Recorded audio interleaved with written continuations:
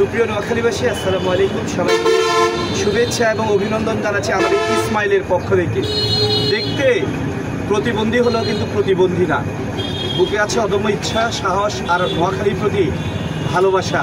আপনারা দেখেছেন নোয়াখালী বিভাগের দাবিতে লক্ষ্মীপুর, ফেনী, ঢাকায় যেখানে বিভাগের সংগ্রামী আন্দোলনের ডাক দিয়েছি সেখানেই সে যুক্ত হয়ে গেছে জাতীয় প্রস্তাবের সামনে। আপনারা দেখেছেন, গণমাধ্যমে দেখেছেন, আমাদের ইসমাইল প্রতিবন্ধী নয়, প্রতিবন্ধী দেখলেও তার বুকে আছে অদম্য শক্তি, সাহস আর জেলার জন্য অন্তিম ভালোবাসা। আমরা ইসমাইলের সাথে কথা বলছি। আসসালামু আলাইকুম রহমতুল্লাহ বারাকাতুহু। আসলে ভাইয়া যতটুকুভাবে বলতেছে আমি এতটুকু অনুযায়ী কাজ ওখানে করতে পারি নাই, কিন্তু চেষ্টা করতেছি আমি প্রত্যেকটা প্রোগ্রামে প্রত্যেকটা আন্দোলন যেন শরীর হতে পারি। আর আমি একটা মিছিলে বলেছি এই চৌরাস্তায় যে সবার আগে যেন নোয়াখালীর মাটিতে জন্য যেন আমার রক্তটা সবার আগে যেন ধরে।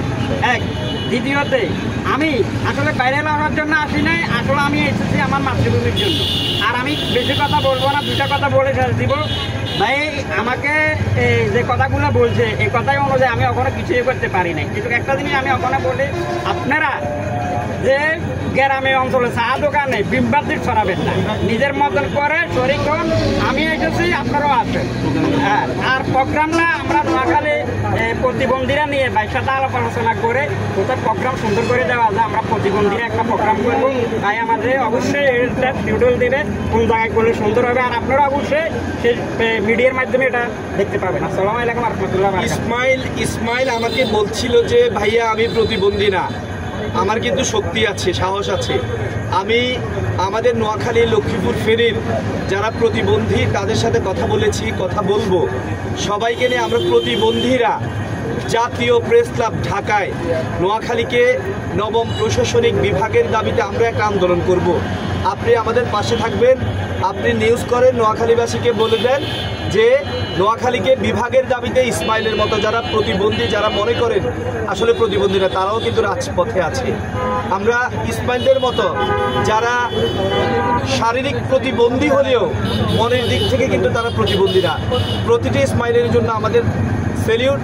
বৃহত্তর নোয়াখালীর 1 কোটি মানুষ এই ইসমাইলদের পাশে আছে, আর ইসমাইলরা আছে বলে আমরা স্বপ্ন দেখি নোয়াখালী বিভাগের। নোয়াখালী বিভাগ হবে যখন আমাদের ইসমাইলরা রাজপথে নেমে এসেছে। নোয়াখালী বিভাগ কেউ ঠেকাই রাখতে পারবে না। এখন থেকে 10 মিনিট আগেও কিন্তু একটু সংকোচ ছিল, এ বুঝি না পেলাম, কিন্তু এখন গর্ব করে বলছি আমাদের ইসমাইলরা নেমেছে। আমাদের ইসমাইলদের জন্য হলো মহান আল্লাহ আমাদেরকে নোয়াখালীকে নবম প্রশাসনিক বিভাগ হিসেবে কবুল করবে। আমরা বিভাগ পাচ্ছি। আর আমি একটা কথা বলি যে বিভাগ নিয়ে রাজনীতি করবেন না।